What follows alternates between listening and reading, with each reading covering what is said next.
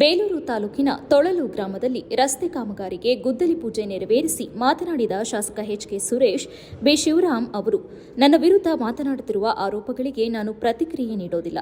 ಅಭಿವೃದ್ಧಿಯೇ ನನ್ನ ಉತ್ತರ ಎಂದರು. ತಾಲೂಕಿನ ಎಲ್ಲ ಹಳ್ಳಿಗಳಲ್ಲೂ ಮತ್ತು ಪಟ್ಟಣದಲ್ಲಿ ಅಭಿವೃದ್ಧಿ ಕಾಮಗಾರಿಗಳು ನಡೀತಾ ಇವೆ. ಸರ್ಕಾರದ ಬಳಿ ಹಣ ಇಲ್ಲ ಎಂದು ಹೇಳುವವರ ನಡುವೆಯೇ ನಾನು ಅನುದಾನ ತಂದು ಕೆಲಸ ಮಾಡ್ತಿರೋದೇ ಕೆಲವರಿಗೆ ಬೇಸರವಾಗ್ತಿದೆ ಎಂದು ಹೇಳಿದರು.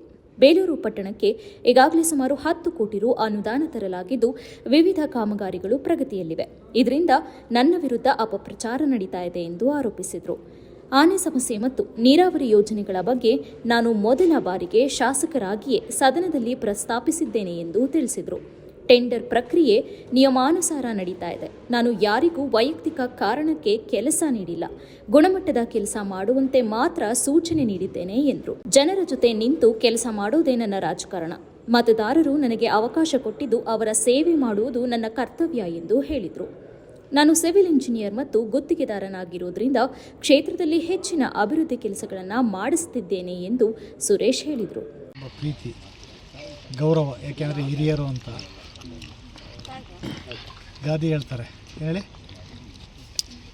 ಬಸವಣ್ಣವ್ರ ಗಾದೆ ಹೇಳ್ತಾರೆ ಗೊತ್ತಲ್ಲ, ಕಾಯಕವೇ ಕೈಲಾಸ ಅಂತಕ್ಕಂಥದ್ದನ್ನು. ನಾನು ಅವರ ಪ್ರತಿಕ್ರಿಯೆಗೆ ಉತ್ತರ ಕೊಡೋಕ್ಕೆ ಹೋಗಲ್ಲ. ಯಾಕೆ ಗೊತ್ತಾ, ಪಾಪ ಹತಾಶ ಮನೋಭಾವನೆಯಿಂದ ಅವ್ರು ಕೂಡಿರ್ತಕ್ಕಂಥದ್ದು. ಹಿಂದೆ ತಮ್ಮಗಳಿಗೆ ಗುದ್ಲಿ ಪೂಜೆ ಮಾಡಬೇಕಾದಾಗ ಯಾವುದದು ಏನದು ಅಂತಕ್ಕಂಥದ್ದು. ಇವತ್ತು ಅವರು ಪಾಪ ಮಾತಾಡೋದ್ರಲ್ಲೇ ಅರ್ಥ ಇದೆ. ಏನು ಅರ್ಥ ಇದೆ ಅಂದರೆ, ಸರ್ಕಾರದಲ್ಲಿ ಹಣ ಇಲ್ಲ ಬೇರೆ ಯಾವುದೇ ವಿಧಾನಸಭಾ ಕ್ಷೇತ್ರಕ್ಕೆ. ಬೇಲೂರಿನಲ್ಲಿ ಪ್ರತಿನಿತ್ಯ ಕೆಲಸಗಳಾಗ್ತಾಯಿದೆ ವಿಧಾನಸಭಾ ಕ್ಷೇತ್ರ ವ್ಯಾಪ್ತಿನಲ್ಲಿ. ಬೇಲೂರು ನಗರದಲ್ಲಿ ಇವತ್ತು ಸುಮಾರು 10 ಕೋಟಿ, ಸುಮಾರು ಇನ್ನೂ ಒಂದು 5-6 ಕೋಟಿ ಪೂಜೆ ಮಾಡ್ತಕ್ಕಂಥದ್ದಿದೆ. 10 ಕೋಟಿ ಕಾಮಗಾರಿಗಳು ಪ್ರಗತಿಯಲ್ಲಿದೆ. ಇದನ್ನು ಸಹಿಸ್ಕೊಂಡಾಗ್ದಲೇ ಇದಕ್ಕೆ ಈ ಥರ ಎಲ್ಲ ಅವ್ರು ಇದು ಕೊಡ್ತಾರೆ. ಇದಕ್ಕೆ ನಾನು ಉತ್ತರ ಕೊಡೋಕ್ಕಿಲ್ಲ. ನನ್ನ ಕೆಲಸ ಏನು, ಕೆಲಸ ಮಾಡೋದೇ ನನ್ನಿದು. ಅವ್ರು ಈ ಥರದ್ದು ಇದನ್ನು ಕೊಡ್ತಾ ಇರಬೇಕು. ನಾನು ನೋಡಿದೆ ಏನು ಆನೆದನ್ನು ಸದನದಲ್ಲಿ ತೆಗೆದು ಕೇಳಿ. ಅವರು ಶಾಸಕರಾಗಿದ್ದು 4 ಬಾರಿ, ನಾನು ಒಂದೇ ಬಾರಿ ಆಗಿರೋದು. ಎಷ್ಟು ಸಲ ಅದ್ರ ಬಗ್ಗೆ ಪ್ರಸ್ತಾವನೆ ಮಾಡಿದ್ದೀನಿ. ನೀರಾವರಿ ಬಗ್ಗೆ ಎಷ್ಟು ಸಲ ಪ್ರಸ್ತಾವನೆ ಮಾಡಿದ್ದೀನಿ. ಜಾರ್ಜ್ ಅವ್ರನ್ನ ಹೋಗಿ ಭೇಟಿ ಮಾಡೋದಕ್ಕೆ ಕೇಳಿ, KEB ಬಗ್ಗೆ ಏನಾಗಿದೆ ಅಂತಕ್ಕಂಥದ್ದು. ಇಲ್ಲಿ ಹೆಂಗೆ ತರೋದಕ್ಕೆ ಸಾಧ್ಯ? ಅದನ್ನು ಯಾರೋ ನಂಬ ಮಾತಾ?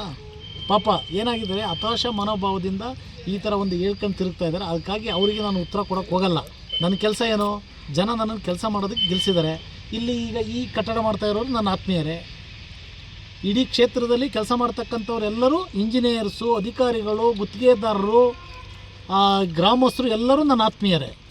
ಹಾಗಾಗಿ ಇವರು ಇಲ್ಲೆಲ್ಲ ಕೆಲಸ ಮಾಡ್ತಾಯಿದ್ದಾರೆ, ಇವರು ನನ್ನ ಆತ್ಮೀಯರೇ. ಅವರು ಆತ್ಮೀಯರು ಅಂದಾಗ ಹೌದು, ಸಮಾಜನೇ ನನ್ನ ಆತ್ಮೀಯತೆ ಇರ್ತಕ್ಕಂಥದ್ದು.